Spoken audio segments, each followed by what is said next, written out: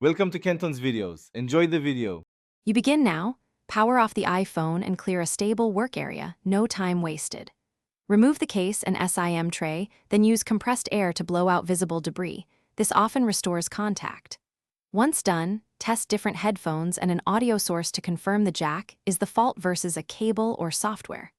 Make sure to gather pentalobe and tri-point drivers, a spudger, tweezers, and isopropyl wipes. They let you open and clean safely and effectively. You now open the device. Remove the pentalobe screws and gently lift the display enough to access the bracket. Keep connectors supported and note their positions. Inspect the headphone jack and nearby flex cable for lint, corrosion, or bent contacts.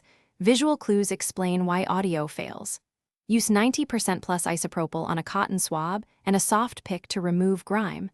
Avoid excess liquid. If the jack flex or connector is visibly damaged, you will replace that part. This fixes most hardware failures. You finish by reseating each connector and carefully aligning the display before tightening the pentalobe screws to their original feel. Over-tightening risks damage.